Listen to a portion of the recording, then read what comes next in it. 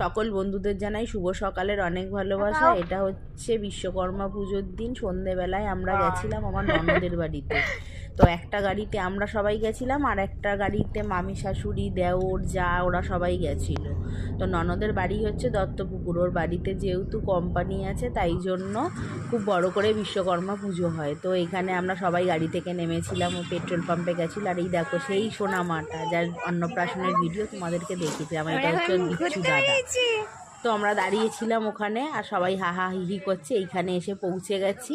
এবার সব রাস্তার ওপরে যেহেতু গাড়ি রাখা যাবে না তাই জন্য গাড়ি পার্কিং চলছে। আর এদিকে ওই যেটা হাই করলো ওটা হচ্ছে ননদ।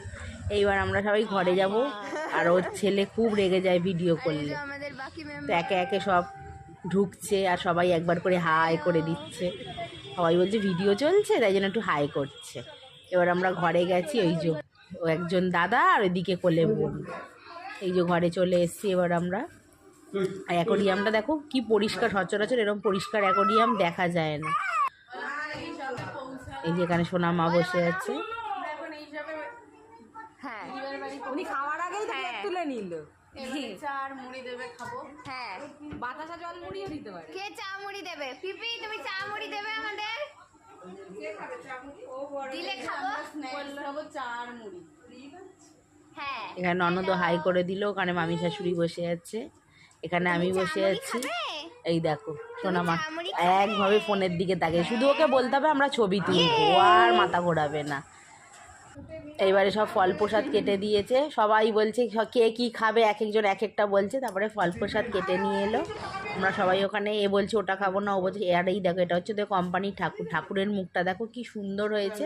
আমরা সবাই এখানে হচ্ছে গেঞ্জি তৈরি হয়। আর এই দেখো বলছি একটুখানি গানটা চালাও না দুষ্টু কোকিল, আমি একটু নাচি।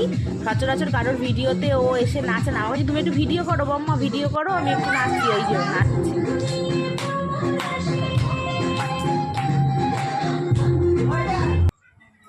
আর এখানে রাত্রিরের আমাদের ডিনারে ছিল চিকেন বিরিয়ানি আর মটন কষা।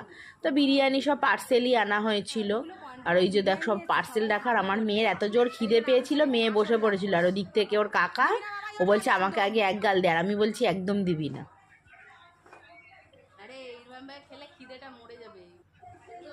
এই হচ্ছে মটন কষা।